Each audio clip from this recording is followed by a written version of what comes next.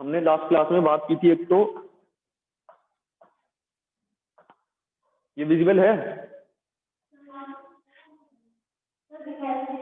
वही पूछ रहा हूँ मैं, विजिबल है ये?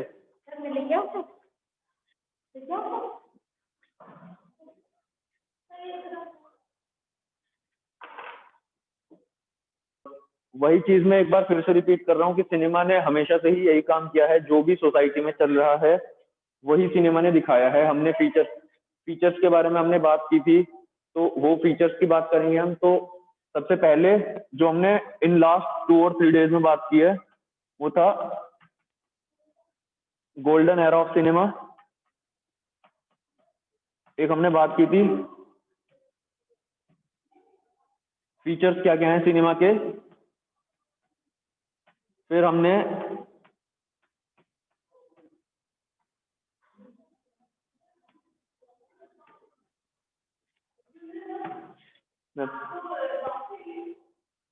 हाँ जी मैम, ये छोटे छोटे पीसेस हैं मैम, मैं लेकर नहीं आया था। हाँ जी,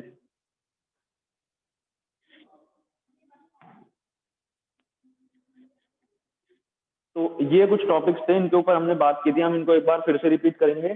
गोल्डन एरा ऑफ सिनेमा, जिसको हम टाइम देते हैं from the year 1940 to the year up to 1960। उसके बाद क्या क्या फीचर्स हैं सिनेमा के, सिनेमा किस लिए बनता है, फीचर्स क्या हैं, और आर्ट और कमर्शियल सिनेमा।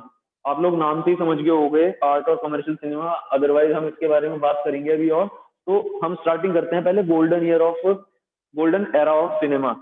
गोल्डन एरा इसको क्यों बोला जाता है? तो पहले तो मैं जो बच्चे हैं यहाँ पर उनसे पूछूंगा, कोई भी बताओ मुझे, व्हाई दिस 1940 टू 60, ये 20 इयर्स का जो गैप है, जो टाइम पीरियड है, इसको गोल्डन एरा किस लिए बोला जाता है? Why it is being called as golden era?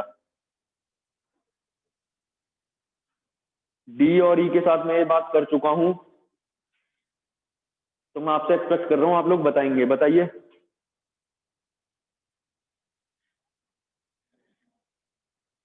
कोई नहीं, चलिए, गोल्डन एरा इसलिए बोला जाता है इस टाइम पीरियड को क्योंकि इस टाइम की जो मूवीज हैं, जो इस टाइम पीरियड के अंदर यानी कि विद इन 20 इयर्स, ये कुछ टाइम है प्री इंडिपेंडेंस का और कुछ टाइम है पोस्ट इंडिपेंडेंस का। यानी कि अगर हम बात करें तो इससे 7 साल तक देश हमारा जो था वो ब्रिटिशर्स के पास था, लेकिन और उसके 13 साल बाद जो हमारा कंट्री है वो इंडिपेंडेंट हो चुका था। तो इस 20 इयर्स के टाइम पीरियड में जो जितनी भी मूवीज बनी हैं, उन मूवीज को हम आज तक कंसिडर करते हैं वो दोबारा से मूवीज रिक्रिएट हुई हैं। उनकी क्वालिटी, उनका स्टोरी, उनका जो हम लाइनअप बोलेंगे वो इतना अच्छा है कि आज भी लोग उन्हें देखना पसंद करते हैं। उनमें अभी भी आज लोगों को इंटरेस्ट है। हम उस टाइम की बात करें अगर, 2 बीघा जमीन मैंने मूवी बताई थी, 2 आंखें 12 हाथ मैंने बताया था, मदर इंडिया मैंने मूवी बताई थी। तो ये कुछ मुगले आजम 1960, ये हमने कुछ मूवीज डिस्कस की थी। ये मूवीज ऐसी हैं कि ये आज भी, आज के टाइम में भी इन्हें दोबारा से रिक्रिएट किया गया है। ऐसा इसीलिए क्योंकि वो लोगों को देखनी पसंद है। इसके बारे में हम ज्यादा डिस्कस करेंगे जब आर्ट और कमर्शियल सिनेमा के बारे में हम बात करेंगे, क्योंकि उस टाइम पे जो फोकस था वो it was more shifted towards art cinema. उस टाइम जो मूवीज जो बनती थी वो आर्ट सिनेमा के ऊपर बनती थी, यानी कि जो एक मैसेज प्रोडक्शन, जो मैंने बताया था कि कुछ ना कुछ सोशल इशू होता है या फिर कोई भी एक हमें सोसाइटी को मैसेज देना है, तो उससे रिलेटेड आर्ट सिनेमा बनता था। हम उस टाइम पे बात करें तो पीसेंट्स को प्रॉपर वेजेस नहीं मिल पाते थे, लेबर की प्रॉब्लम रहती थी और लेबर हेरेसमेंट होता था। ये सब चीजें जो होती थी इनके ऊपर मूवी बनती थी। वुमेन के ऊपर जो था वो हेरेसमेंट होता था, लेडीज को परेशान किया जाता था। उन्हें, मतलब लेडीज के साथ तो हमेशा से यही रहा है कि उन्हें जो जेंट्स ने हेरेस किया है, तो उन चीजों से रिलेटेड मूवी बनती थी।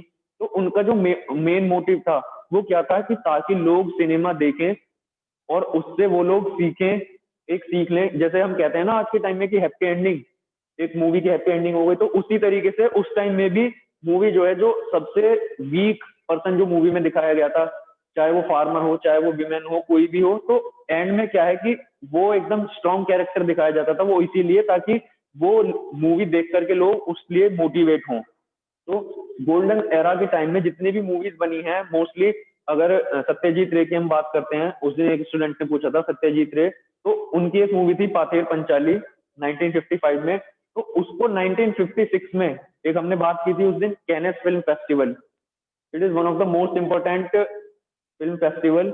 इसमें फिल्म फेस्टिवल में बेसिकली मूवीज चलाई जाती हैं, जो जो मूवीज अच्छी या जिनका एक अच्छा मैसेज होता है, जिनकी एक अच्छी स्टोरी होती है, वो मूवीज लोगों को दिखाई जाती हैं।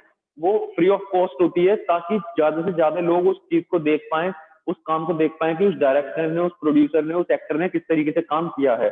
तो उस टाइम पे यानी कि 1956 की कैन फिल्म फेस्टिवल में वो मूवी चलाई गई थी, पाथेर पंचाली। इसलिए हम सत्यजीत रे जो डायरेक्टर हैं उनको हम इसीलिए सबसे ज्यादा कंसिडर करते हैं, क्योंकि उनका जो वर्क है उसकी आज भी तारीफ होती है। आज भी जो प्रेजेंट के डायरेक्टर्स हैं, दे लाइक सत्यजीत रे is our father of director father उनको बोला जाता है अभी भी, क्योंकि उन्होंने जो प्रोडक्शन किए हैं वो बहुत ज्यादा अच्छे अच्छे प्रोडक्शन किए हैं। तो गोल्डन एरा में हमने इन मूवीज की बात करी, इसे बेसिकली गोल्डन एरा इसीलिए बोला जाता है क्योंकि उस टाइम की जो मूवीज थी, आप लोग दोबारा सुन लो, क्योंकि मैं अगर आपसे अगली बार पूछूंगा तो मैं आपसे एक्सपेक्ट करता हूँ कि आप लोग मुझे सामने से आंसर दो। इस 20 इयर्स के टाइम पीरियड में जितनी भी मूवीज आई, वो इतनी अच्छी क्वालिटी की थी। उनका एक जो मोटिव होता है मूवी का, मैसेज प्रोडक्शन का, वो उन्होंने इतना अच्छा मैसेज दिया।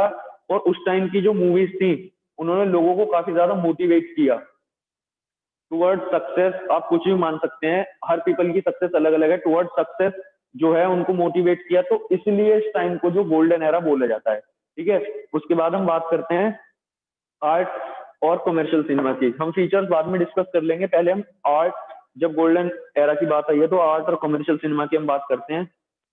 आर्ट का मतलब हो गया, जो मैं पहले दिन से ही बोलता आ रहा हूँ कि मूवीज कुछ मैसेज देना चाहती हैं।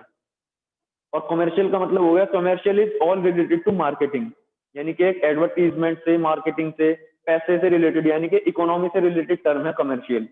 तो 1970s के टाइम पे कमर्शियल सिनेमा स्टार्ट हो चुका था। लेकिन what is commercial cinema? Commercial cinema वो सिनेमा है, वो मूवीज को हम कमर्शियल सिनेमा बोलते हैं, जिनका जो मेन मोटिव होता है, जिनका मेन फोकस होता है पैसा कमाना, पैसा जनरेट करना, मनी जनरेट करना। सिर्फ वो लोग, हम देखते हैं कि कई बार न्यूज़पेपर में आता है कि ये 100 करोड़ की मूवी हो गई है, ये 200 करोड़ की मूवी हो गई है, एक्सेट्रा और भी ज्यादा। तो वो क्या है, वो सब कमर्शियल सिनेमा है। किंग खान की मूवी यहाँ पहुंच गई है, सलमान खान ने इतना बिजनेस कर लिया है 2 दिन में, 3 दिन में। तो ये सब क्या है, ये कमर्शियल सिनेमा है। इनमें आप देख लो, स्टोरी कुछ नहीं होती है, एक यहाँ पे शुरू हुई और एंड में खत्म हो गई, बस इतनी स्टोरी है। ना उसका कोई सिर है, ना कोई पैर है, एक्शन है उसमें, उसमें गाने हैं, उसमें ड्रामा है, ये सब चीजें हैं। उसमें कोई मैसेज ऐसा जो है, डायरेक्टर या प्रोड्यूसर जो है वो मैसेज एक देना नहीं चाह रहा है। उसका क्या है कि आप सिर्फ दोबारा से वो चीज में रिपीट कर देता हूँ, आज के टाइम में लोग मूवीज इसीलिए देखते हैं ताकि उनका माइंड रिफ्रेश हो जाए, वो थोड़ा सा रिलैक्स फील करें, और जो उनकी टेंशन है वो उसको कुछ, ये सब दीज ऑल आर फीचर्स, हम इनको डिस्कस करेंगे अभी। तो मेन जो आज के टाइम के लोगों का जो मेन मोटिव है वो यही है मूवीज देखने का, कि एंटरटेनमेंट, यानी कि वो अपने माइंड को रिफ्रेश कर सकें। तो लोग आजकल ज्यादातर कमर्शियल सिनेमा के ऊपर ज्यादा फोकस करते हैं कि मैसेज कुछ नहीं है, आप सिर्फ एंटरटेनमेंट देखो, आप रिलैक्स रहो और हम पैसा कमाएंगे, ये चीज होती है। लेकिन art cinema on the other hand, art cinema क्या है? आर्ट सिनेमा है कि जो मूवी सोशल इश्यूज के ऊपर, या फिर कोई ऐसा एक इशू है या कुछ मैसेज देना चाह रहा है, कोई डायरेक्टर अपनी बात कहना चाह रहा है थ्रू एनी मैसेज। बहुत सारी मूवीज हैं, हमने स्टूडेंट्स ने उस दिन एक एग्जांपल दिया था पैडमैन का। उसके अलावा टॉयलेट आई थी एक मूवी अक्षय कुमार की। अदर देन दैट बहुत सारी मूवीज हैं ऐसी जो एक मैसेज देना चाह रही हैं। आर्टिकल 15 आयुष्मान खुराना की एक मूवी आई थी, जो मतलब आज के टाइम में भी कुछ एरियाज हैं, बैकवर्ड एरियाज, जहाँ पर कास्ट कास्ट सिस्टम माना जाता है, तो उसके ऊपर वो एक मूवी आई थी। तो ये सब चीजें क्या है, ये सब चीजें बताती हैं कि अभी भी ये सब एबोलिशन, यानी कि इन चीजों को खत्म करने के लिए एक मोटिव है कि ये सब चीजें खत्म हो जाएं, लोग अपना माइंड मेकअप इस तरीके से करें ये मूवीज देख करके कि ये सब चीजों को लोग मानना छोड़ दें। लेकिन इनके हमेशा से ही कोशिश रही है, ये एक लगान उस टाइम पर एक आर्ट मूवी थी, आज के टाइम में भी डिफरेंट डिफरेंट आर्ट मूवीज आ रही हैं। वो हमने देखी होगी, तापसी पन्नू और भूमि पेडनेकर की मूवी आई थी जिसमें वो शूटर दादियां दिखाई हुई हैं। तो वो क्या है, वो ये सब आर्ट सिनेमा है, वो दिखाना चाह रहे हैं कि women are also very strong. हम हमेशा वुमेन विमेन को हम एक वीक सेक्शन में मानकर चलते हैं, लेकिन नहीं, ऐसा नहीं है। तो इन आर्ट सिनेमा आज के टाइम में थोड़ा पीछे चला गया है एज कमर्शियल सिनेमा, ये हमने बात की थी।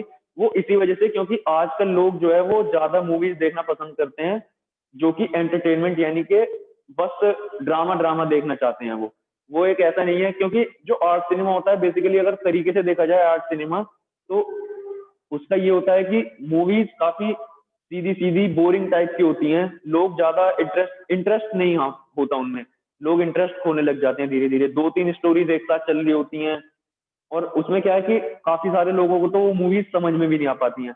तो आर्ट सिनेमा क्या है, वो इस वजह से थोड़ा सा आज के टाइम में पीछे है as compare to commercial cinema. तो हम बात करें अगर कि आर्ट सिनेमा का जो मेन मोटिव है वो यही है कि लोगों के पास तक मैसेज जाए, डायरेक्टर या प्रोड्यूसर जो भी चीज बताना चाह रहा है। कमर्शियल सिनेमा क्या है कि जो सिर्फ और सिर्फ पैसा कमाने के मकसद से जो मूवीज बनाई जाती हैं, it's all about commercial cinema. तो ये हमने बात की थी।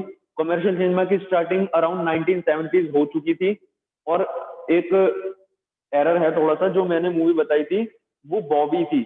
1973 में जो मूवी बताई थी मैंने वो बॉबी थी, ऋषि कपूर की मूवी। वो पहले जो रोमांटिक मूवी की हम उस दिन बात कर रहे थे, उसका नाम प्रेम रोग बाद में आई थी, वो पहले एक मूवी थी बॉबी। ठीक है, तो 1973, फिर उसके बाद अमिताभ बच्चन की एंट्री, देन उसके बाद और भी कई सारे एक्टर्स आए, फिर शाहरुख खान, और ये सब चीजें बढ़ती चली गई। एक्टर्स इवॉल्व करते गए, एक्टर एक्ट्रेसेस ये सब इवॉल्व करते गए, नए नए आते गए। तो इन्होंने क्या है कि इन्होंने कॉमर्शियल सिनेमा को और ज्यादा बूस्ट किया, क्योंकि अगर जब मूवी पैसा ही नहीं कमाएगी तो फिर एक्टर के पास पैसा कहाँ से जाएगा। तो it's art and commercial cinema, इसके बारे में हम अगर इसका कोई किसी का कोई कंफ्यूजन हो तो वो प्लीज पूछ लीजिए, अदरवाइज हम फीचर्स की साइड मूव करेंगे। सत्यजीत रे के बारे में हमने बात कर ही ली है। 1992 में उस दिन हमने बात की थी कि उन्हें ऑनररी ऑस्कर मिला था, ऑस्कर नहीं ऑनररी ऑस्कर मिला था उन्हें। तो उसके बाद फिर हम टेलीविजन की साइड मूव करेंगे, क्योंकि सिनेमा के बाद जो दूसरा एंटरटेनमेंट सोर्स है वो हमारा टेलीविजन है। तो हम उसके ओरिजिन की बात करेंगे, कहाँ से स्टार्ट हुआ था, किस तरीके से। तो इसमें किसी का कोई कंफ्यूजन तो बताइए, otherwise will move towards feature of cinema, फिर उसके बाद हम इसको वाइंड अप करेंगे यहीं पर। ठीक है, तो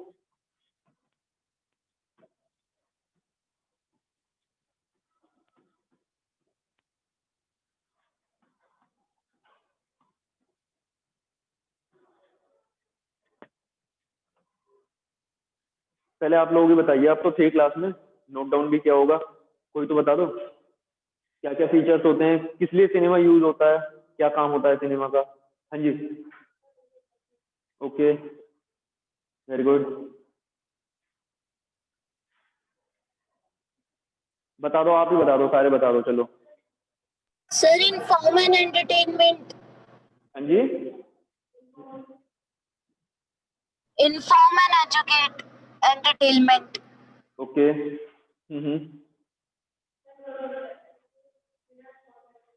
mirror portrait, yes, okay, good, बैठ जाइए। इस तरीके से ठीक लगता है, अगर आप भी सामने से रेस्पॉन्स दो तो ठीक है, मुझे भी लगता है कि हाँ अगर मैंने कोई चीज बताई है तो आप लोगों ने वो चीज पढ़ी है। मैंने आपसे पूछा था पहले, आपने कुछ रेस्पॉन्स नहीं दिया। तो हम बात करते हैं फीचर्स क्या क्या है, आप लोगों ने बताए हैं।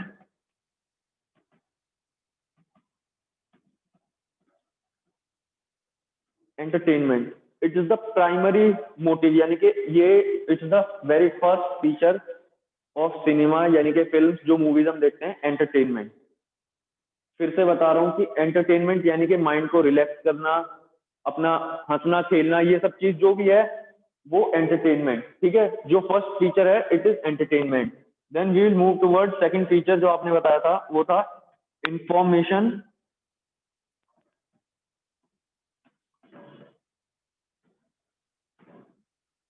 मैं इसमें इन्फॉर्म और एजुकेट दोनों क्यों लिख रहा हूँ, क्योंकि इन्फॉर्म का मतलब हो गया सिर्फ और सिर्फ अपनी बात कहना, इन्फॉर्म कर दिया मैंने। मैं बोल दूं मैंने आपको इन्फॉर्म कर दिया कि आपके पेपर इस तारीख से हैं, लेकिन नहीं, इन्फॉर्म और एजुकेट मैंने साथ में इसलिए लिखा कि मैं आपकी हेल्प भी करूंगा, एग्जाम्स के लिए मैं आपकी हेल्प भी कराऊंगा। तो एजुकेट का मतलब हो गया कि हम सामने वाले की हेल्प भी कर रहे हैं, यानी कि वो उस मैसेज को समझाने में आपकी हेल्प भी कर रहे हैं। मैसेज तो ठीक है, आपको पता लग गया कि इस मूवी से क्या मिल रहा है, लेकिन एक पूरी स्टोरी की हेल्प से वो आपको एजुकेट करते हैं, यानी कि वो आपको बताते हैं कि हाँ इस तरीके से ये चीज इस तरीके से खत्म हो सकती है, इसके पीछे का रीजन ये है। तो इन्फॉर्मेशन यानी कि वो फैक्ट्स देने के साथ साथ एजुकेट भी करती हैं, सिनेमा जो मूवीज हैं वो एजुकेट भी करती हैं। उसके बाद क्या बताया था, साइकोलॉजिकल एस्केप।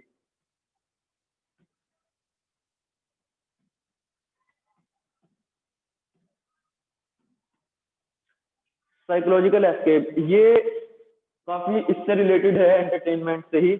इसका मतलब हो गया कि रिलैक्स करना, यानी कि आप अपने माइंड को कुछ टाइम के लिए फ्री रखिए। ऐसा होता है हम जितने टाइम मूवी देखते हैं या टेलीविजन देखते हैं या फोन चलाते हैं, तो उस टाइम पे हम सारी चीजें भूल जाते हैं कि हाँ होमवर्क भी है, एग्जाम भी आने हैं, उनके लिए भी पढ़ना है। क्यों? क्योंकि उस टाइम पे ये है कि अगर हम टीवी देख रहे हैं या फिर सिनेमा मूवी देख रहे हैं, अगर टीवी पे देख रहे हैं या फिर अगर हॉल में जाके देख रहे हैं, तो उस टाइम पे ये है कि ठीक है हमें इन 3 घंटे मूवी देखनी है सिर्फ, और किसी चीज के बारे में बात ही नहीं करनी। उन 3 घंटे ऐसा होता है, इट्स ह्यूमन टेंडेंसी कि आपके माइंड में और कुछ बात आती नहीं है, आपका पूरा फोकस मूवी पे होता है। आपका क्या, हमारा भी पूरा फोकस मूवी पे होता है। ऐसा इसीलिए कि आपके माइंड में पहले से ही ये चीज मेकअप है कि हाँ 3 घंटे हैं, इनमें मेरे को रिलैक्स करना है, उसके बाद फिर दोबारा से वही सब चीजें शुरू हो जाएंगी, हमें पढ़ना है, होमवर्क करना है, और भी घर के काम है, ये सब चीजें करनी है। तो ये साइकोलॉजिकल एस्केप का मतलब वो है कि जितने टाइम के लिए आप वो चीज देख रहे हो, उस टाइम के लिए आपका माइंड रिलैक्स रहेगा। आप जो फोकस करोगे वो सिर्फ जो चीज देख रहे हो आप उसके ऊपर ही फोकस करोगे। तो साइकोलॉजिकल एस्केप, ठीक है, रिलैक्सेशन भी बोल सकते हैं हम इसको, ये सब चीजें हैं। तो these all are the main features, ये सब मेन फीचर्स हैं, entertainment, inform, educate, psychological escape, ये सब चीज क्या है। और इसके बाद हमने एक बात करी थी जो ये भी है, लेकिन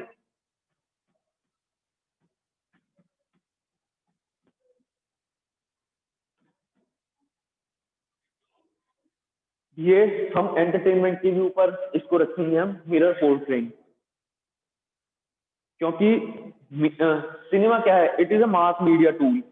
सिनेमा जो है वो एक मास मीडिया टूल है जिसकी हेल्प से हम एक छोटे टाइम में काफी सारे लोगों के पास अपनी बात पहुंचा रहे हैं। तो इससे बेटर शायद कोई ऑप्शन हो नहीं सकता अपनी बात रखने के लिए डायरेक्टर या प्रोड्यूसर के पास, अगर जिसके पास पैसा है। तो ये क्या करता है, सिनेमा हमेशा से ही यही काम करता हुआ आया है, जो भी सोसाइटी में चीज चल रही है वो सिनेमा आपको सामने दिखाएगा। आप हम देखते हैं ना कि हमारा फैशन स्टाइल चेंज होता जा रहा है, पैंट से हम लोग जीन्स पे आ गए, और जो चीजें सब चीजें आ रही हैं नई नई, वो किस वजह से हो रहा है। हम मूवी देखते हैं, उसमें हम देखते हैं कि इस एक्टर ने ये चीज पहनी हुई है, तो हम क्या कोशिश करते हैं कि हम भी इसकी तरह लगे, हम इसके जैसा दिखना चाहते हैं, तो उसकी वजह से हम वो चीज परचेज करते हैं। तो जो भी हमें सिनेमा में दिखाया जाता है उसके साथ उसकी वजह से ही सोसाइटी में चेंज आता है। जो मैंने बोला था कि सोसाइटी में जो चेंज आता है वो जो सिनेमा में दिखाया जाता है वो उसी की वजह से आता है। हम देख लीजिए, आज हम सब चाहते हैं कि एक लग्जरी लाइफस्टाइल हो। ऐसा इसीलिए क्योंकि हमें मूवीज में इस तरीके से दिखाया गया है, एक घर एक गाड़ी हो हमारे पास, और अच्छे पहनने के लिए कपड़े हो, मोबाइल फोन हो। तो ये सब क्या है, ये सब हमें सिनेमा ने सिखाया है। अगर हम मूवीज नहीं देखते या टेलीविजन नहीं देखते तो हमें ये सब चीजें पता कैसे लगती।